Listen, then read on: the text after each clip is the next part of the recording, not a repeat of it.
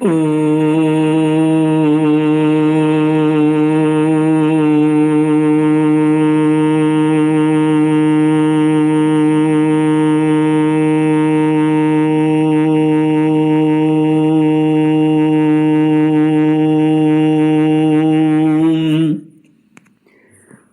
गुरुचरण कमलेभ्यो नमः। श्री गणेशाय नमः। श्री सरस्वत्यै नमः। श्री विष्णवे नमः। श्री कृष्ण गोविंद हरे मुरारे, हे नाथ नारायण वासुदेव। श्री कृष्ण गोविंद हरे मुरारे, हे नाथ नारायण वासुदेव। हे नाथ नारायण वासुदेव।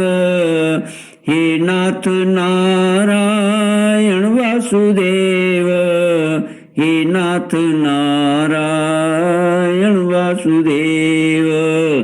श्री कृष्ण गोविंद हरे मुरारे, हे नाथ नारायण वासुदेव।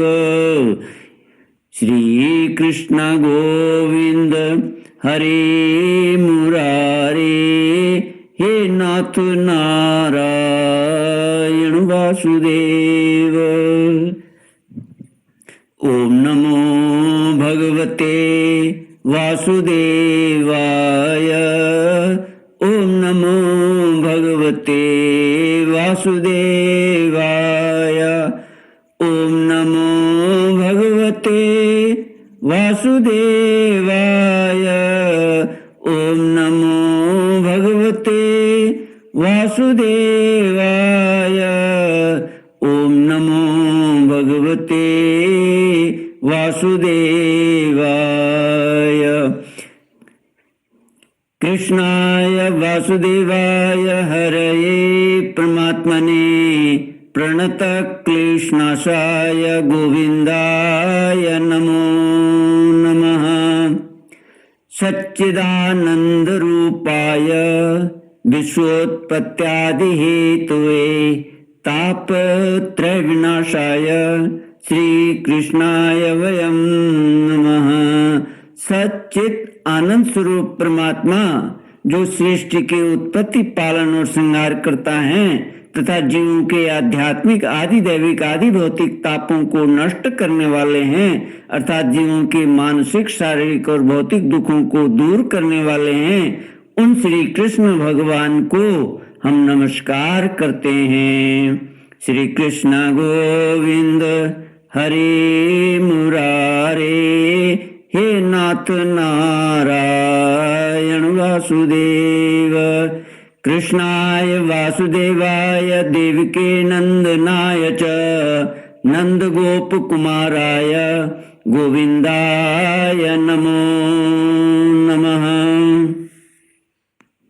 श्रीमद् भागवत दसम स्कंद 69तमोऽध्यायः।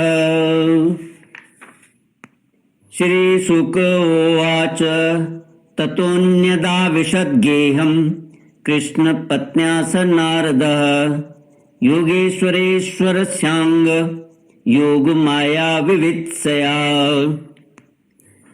दिव्यन्तमेक्षस्तत्रापि प्रिययया चोद्धवेन च पूजितः परया भक्त्या प्रत्युत्थानासनादिभिः।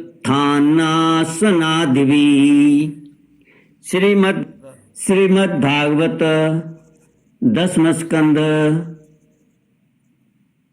69वां अध्याय श्लोक 19 से। श्री सुखदेव जी कहते हैं, परीक्षित, इसके बाद देव ऋषि नारद जी योगेश्वरों के भी ईश्वर भगवान श्री कृष्ण की योग माया का रहस्य जानने के लिए उनकी दूसरी पत्नी के महल में गए। वहां उन्होंने देखा कि भगवान श्री कृष्ण अपनी प्राण प्रिया और उद्धव जी के साथ चौसर खेल रहे हैं।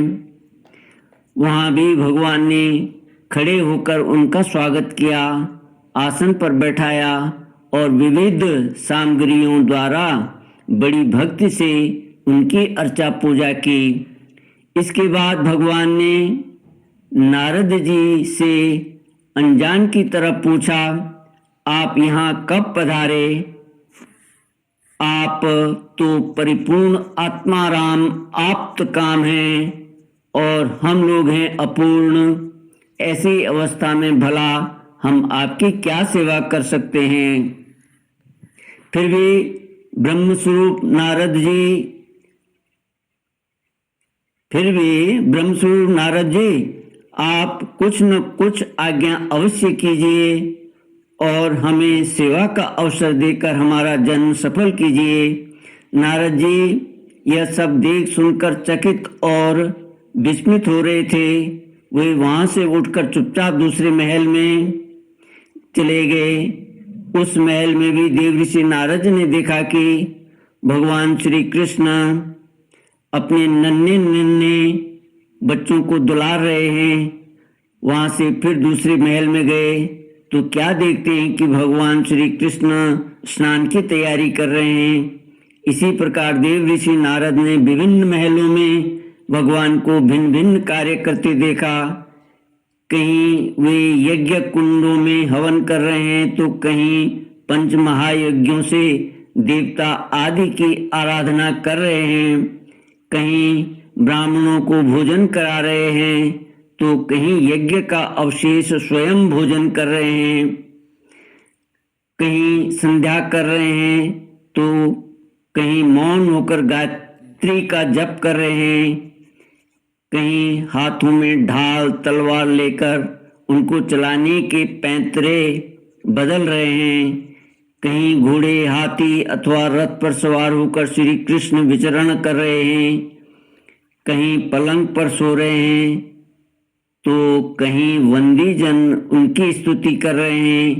किसी महल में उद्धव आदि मंत्रियों के साथ किसी गंभीर विषय पर परामर्श कर रहे हैं तो कहीं उत्तमोत्तम वारांगनाओं से घिरकर जल क्रीड़ा कर रहे हैं, कहीं श्रेष्ठ ब्राह्मणों को वस्त्राभूषण से सुसज्जित गौओं का दान कर रहे हैं तो कहीं मंगल में इतिहास पुराणों का श्रवण कर रहे हैं, कहीं किसी पत्नी के महल में अपनी प्राण प्रिया के साथ हास्य विनोद की बातें कर के हंस रहे हैं तो कहीं धर्म का सेवन कर रहे हैं, कहीं अर्थ का सेवन कर रहे हैं, धन संग्रह और धन वृद्धि के कार्य में लगे हुए हैं तो कहीं धर्मानुकूल गृहस्थोचित विषयों का उपभोग कर रहे हैं, कहीं एकांत में बैठकर प्रकृति से अतीत पुराण पुरुष का ध्यान कर रहे हैं तो कहीं गुरुजनों को इच्छित भोग सामग्री समर्पित करके उनकी सेवा शुश्रूषा कर रहे हैं। देवऋषि नारद ने देखा कि भगवान श्री कृष्ण किसी के साथ युद्ध की बात कर रहे हैं तो किसी के साथ संधि की, कहीं भगवान बलराम जी के साथ बैठकर सत्पुरुषों के कल्याण के बारे में विचार कर रहे हैं, कहीं उचित समय पर पुत्र और कन्याओं का उनके सदृश पत्नी और वरों के साथ बड़ी धूमधाम से विधिवत विवाह कर रहे हैं, कहीं घर से कन्याओं को विदा कर रहे हैं तो कहीं बुलाने की तैयारी में लगे हुए हैं। योगेश्वरेश्वर भगवान श्री कृष्ण के इन विराट उत्सवों को देखकर सभी लोग विस्मित चकित हो जाते थे। कहीं बड़े बड़े यज्ञों के द्वारा समस्त देवताओं का यज्ञ पूजन और कहीं कुएं बगीचे तथा मठ आदि बनवाकर इष्टापूर्ति धर्म का आचरण कर रहे हैं, कहीं श्रेष्ठ यादवों से घिरे हुए सिंधु देशीय घोड़े पर चढ़कर मृगया कर रहे हैं तो उसमें यज्ञ के लिए मेद्य पशुओं का ही वध कर रहे हैं और कहीं प्रजा में तथा अंतःपुर के महलों में वेश बदल कर छिपे रूप से सबका अभिप्राय जानने के लिए विचरण कर रहे हैं, क्यों न हो भगवान योगेश्वर जो हैं।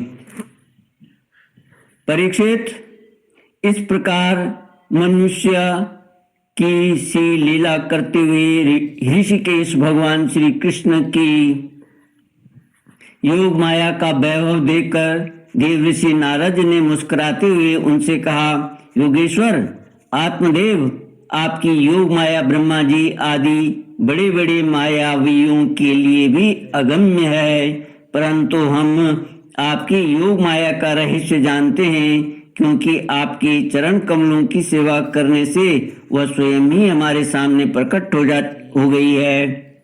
देवताओं के भी आराध्य देव भगवान 14 भुवन आपके सुयश से परिपूर्ण हो रहे हैं। अब मुझे आज्ञा दीजिए कि मैं आपकी त्रिभुवन पावनी लीला का गान करता हुआ उन लोगों में विचरण करूं। श्री कृष्ण गोविंद हरे मुरारे, हे नाथ नारायण वासुदेव। भगवान श्री कृष्ण ने कहा, देव ऋषि नारद जी, मैं ही धर्म का उपदेशक, पालन करने वाला और उसका अनुष्ठान करने का अनुमोदन करता भी हूँ। इसलिए संसार को धर्म की शिक्षा देने के उद्देश्य से ही मैं इस प्रकार धर्म का आचरण करता हूँ। मेरे प्यारे पुत्र, तुम मेरी यह योग माया देखकर मोहित मत होना। श्री सुखदेव जी कहते हैं, इस प्रकार भगवान श्री कृष्ण गृहस्थों को पवित्र करने वाले श्रेष्ठ धर्मों का आचरण कर रहे थे। यद्यपि वे एक ही हैं, फिर भी देव ऋषि नारद जी ने उनको उनकी प्रत्येक पत्नी के महल में अलग अलग देखा। भगवान श्री कृष्ण की शक्ति अनंत है। उनके योग माया का परम ऐश्वर्य बार बार देखकर देव ऋषि नारद के विस्मय और कौतूहल की सीमा न रही। द्वारका में भगवान श्री कृष्ण गृहस्थ की भांति ऐसा आचरण करते थे, मानो धर्म, अर्थ और काम रूप पुरुषार्थों में उनकी बड़ी श्रद्धा हो। उन्होंने देव ऋषि नारद का बहुत सम्मान किया। वे अत्यंत प्रसन्न होकर भगवान का स्मरण करते हुए वहां से चले गए। राजन, भगवान नारायण सारे जगत के कल्याण के लिए अपनी अचिंत्य महाशक्ति योग माया को स्वीकार करते हैं और इस प्रकार मनुष्यों की सी लीला करते हैं। द्वारकापुरी में 16,000 से भी अधिक पत्नियां अपनी सलज्ज एवं प्रेम भरी चितवन तथा मंद मंद मुस्कान से उनकी सेवा करती थीं और वे उनके साथ विहार करते थे। भगवान श्री कृष्ण ने जो लीलाएं की हैं उन्हें दूसरा कोई नहीं कर सकता। परीक्षित, वे विश्व की उत्पत्ति, स्थिति और प्रलय के परम कारण हैं। जो उनकी लीलाओं का गान श्रवण करने वालों का अनुमोदन करता है, जो उनकी लीलाओं का गान श्रवण करने वालों का अनुमोदन करता है, उनके मोक्ष के मार्ग रूप उसे मोक्ष के मार्ग स्वरूप भगवान श्री कृष्ण के चरणों में परम प्रेममयी भक्ति प्राप्त हो जाती है। श्री कृष्ण गोविंद हरे मुरारे, हे नाथ नारायण वासुदेव। ओम इति श्रीमद्भागवते महापुराणे पारमहंस्यां संहितायां दशमस्कन्धे उत्तरार्धे कृष्णगारस्थ्य दर्शनम नामैकोनसप्तति तमोऽध्यायः। ओम पूर्णमिदं पूर्णात् पूर्णमुदच्यते पूर्णस्य पूर्णमादाय पूर्णमेवावशिष्यते। ओम शांति शांति शांति। हरि ओम। श्री गुरुभ्यो नमः। हरि ओम।